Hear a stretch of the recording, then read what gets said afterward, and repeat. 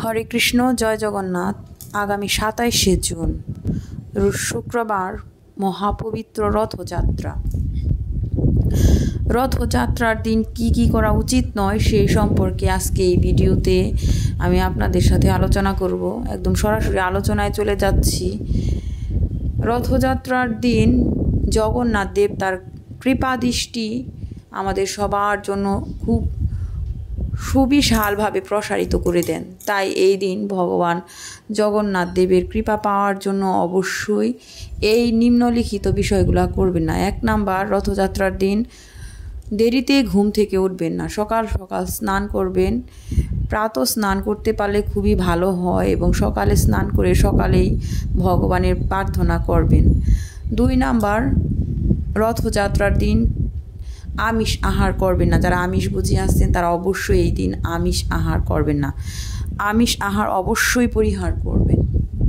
3 number, রথযাত্রার দিন নিরামিষ আহার করবেন, কিন্তু কোনো শাক রান্না করবেন না, শাক আহার করবেন না। এই দিন শাক আহার সম্পূর্ণভাবে নিষেধ করা হয়। কেউ কেউ বলে পালন শাক খাওয়া নিষেধ, কলমি শাক খাওয়া নিষেধ, কিন্তু প্রকৃতপক্ষে এই দিন কোনো শাক না খাওয়াই উত্তম। রথযাত্রার দিন একটা সবজি খাওয়া নিষেধ, সেটা হলো পটল। তাই এই দিন কেউ পটল রান্না করবেন না, পটল আহার করবেন না। নিরামিষ হিসাবে পটল খুবই জনপ্রিয় সবজি, ভাজি খাওয়া যায় বা নিরামিষ রসা করা যায়, কিন্তু এই দিন পটল আহার করবেন না। রথযাত্রার দিন কালো পোশাক পরিধান করবেন না। এমনিতেও কালো রঙের পোশাক আপনারা এড়িয়ে চলবেন। কালো পোশাক শনিবার দিনও পরিধান করা উচিত নয়, শনিদেব রুষ্ট হয়ে যায়, আর রথযাত্রার দিন তো নয়।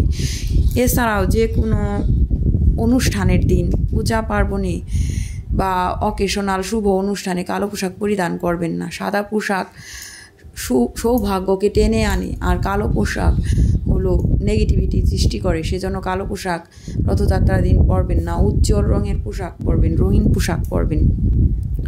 রথযাত্রার দিন আপনারা কেউ তিতো আহার করবেন না। যেমন করলা ভাজি করতে পারেন, অনেকেই হয়তো বা জানেন না যে নিরামিষ খাই, করলা ভাজি করি, করলা দিয়ে ডাল রান্না করি, কিন্তু এই দিন মনের ভুলেও তিতা জাতীয় জিনিস এগুলো খাবেন না।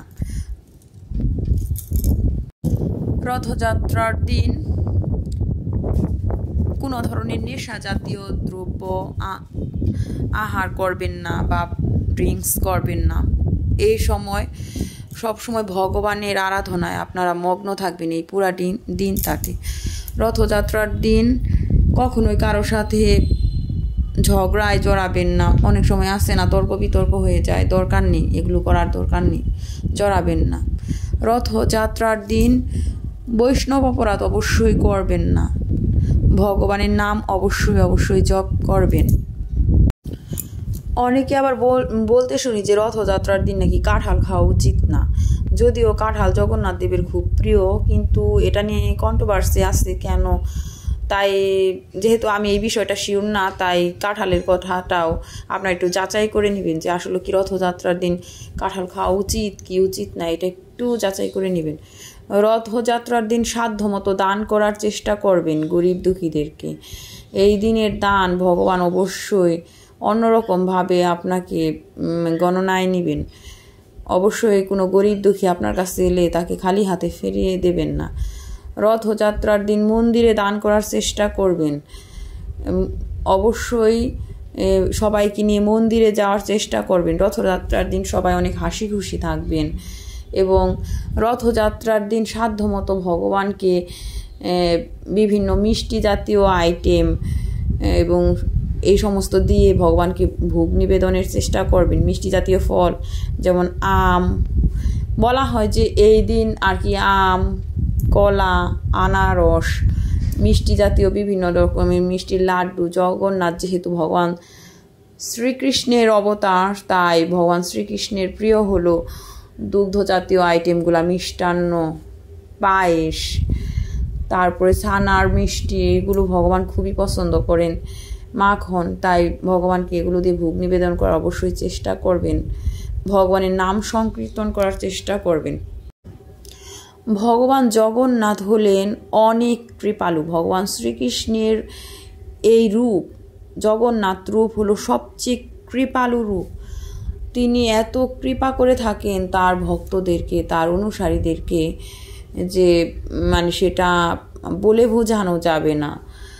ভগবান এই দিন কৃপার দৃষ্টি এত পরিমাণ বিস্তৃত করে দেন যে ভগবান জগন্নাথ দেবের কাছে এই রথের দিন ভগবান সরাসরি রাস্তায় চলে আসেন, জগন্নাথ, সুভদ্রা, বলরাম, বলভদ্র কৃপা করার জন্য। তাই অবশ্যই রথ টান দিবেন। রথ টান দেওয়া অনেক ভাগ্যের বিষয়।